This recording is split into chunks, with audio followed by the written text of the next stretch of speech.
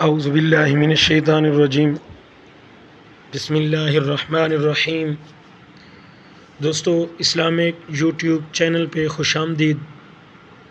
آپ اگر پہلی مرتبہ میرے چینل پہ آ رہے ہیں تو سب سے پہلے سبسکرائب کر دیں، ویڈیو کو زیادہ سے زیادہ لائک اور شیئر کر دیا کریں۔ اس طرح کی ویڈیوز انسان کے لیے صدقہ جاریہ کا کام آتی ہیں۔ کوئی دوست اچھے الفاظ سنے گا، اس پہ عمل کرے گا تو آپ کو بھی اس کا ثواب ملے گا۔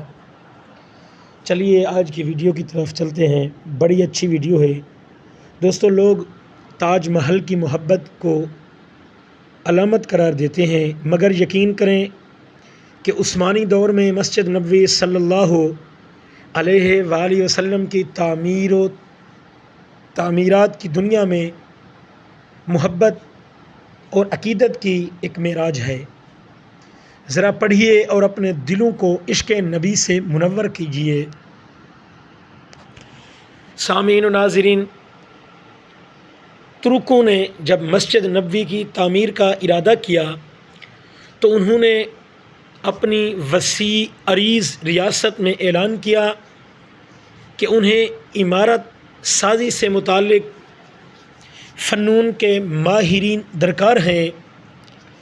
اعلان کرنے کی دیر تھی کہ ہر علم کے مانے ہوئے لوگوں نے اپنی خدمات پیش کیں۔ سلطان کے حکم سے استنبول کے باہر ایک نیا شہر بسایا گیا، جس میں اطراف عالم سے آنے والے ان ماہرین کو الگ الگ محلوں میں بسایا گیا۔ اس کے بعد عقیدت اور حیرت کا ایسا باب شروع ہوا جس کی نظیر مشکل ہے۔ خلیفہ وقت، جو دنیا کا سب سے بڑا فرما روا تھا، شہر میں آیا اور ہر شعبے کے ماہر کو تاکید کی کہ اپنے ذہین ترین بچے کو اپنا فن اس طرح سکھائے اسے یکتا و بے مثال کر دے۔ اس اثنا میں ترک حکومت اس بچے کو حافظ قرآن اور شہ سوار بنائے گی۔ دنیا کی تاریخ کا یہ عجیب و غریب منصوبہ کئی سال جاری رہا۔ دوستو، 25 سال بعد نوجوانوں کی ایسی جماعت تیار ہوئی جو نہ صرف اپنے شعبے میں یکتائے روزگار تھے، بلکہ ہر شخص حافظ قرآن اور ایک باعمل مسلمان بھی تھا۔ سامعین و ناظرین، یہ لگ بھگ 500 لوگ تھے۔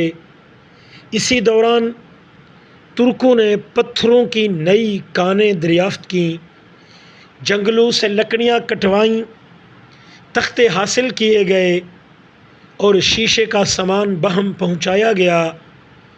یہ سارا سامان نبی اکرم صلی اللہ علیہ وآلہ وسلم کے شہر پہنچایا گیا۔ تو دوستو، ادب کا یہ عالم تھا۔ اسے رکھنے کے لیے مدینے سے دور ایک بستی بسائی گئی تاکہ شور سے مدینے کا ماحول خراب نہ ہو۔ نبی اکرم صلی اللہ علیہ وسلم کا ادب کی وجہ سے اگر ایک پتھر میں ترمیم کی ضرورت پڑتی تو اسے واپس اسی بستی بھیجا جاتا۔ ماہرین کو حکم ہوتا کہ ہر شخص کے کام کے دوران باوضو رہے اور درود شریف اور تلاوت قرآن میں مشغول رہے۔ حجرہ مبارک کی جالیوں کو کپڑے سے لپیٹ دیا گیا کہ گرد و غبار اندر روضہ پاک میں نہ جائے۔ ستون لگائے گئے کہ ریاض الجنہ اور روضہ پاک پر مٹی نہ گرے۔ یہ کام 15 سال تک چلتا رہا اور تاریخ عالم گواہ ہے۔ ایسی محبت، ایسی عقیدت سے کوئی تعمیر نہ کبھی پہلے ہوئی اور نہ کبھی بعد میں ہوگی، اور نہ قیامت تک ایسی کوئی تعمیر ہوگی۔ دوستو، محبت اور عشق کی ایسی مثال ترکوں نے پیش کی ہے، قیامت تک کوئی بھی ایسی تعمیر و ترقی نہیں ہوگی جو آقا کریم صلی اللہ علیہ وسلم کے روضہ اقدس کو تعمیر کرنے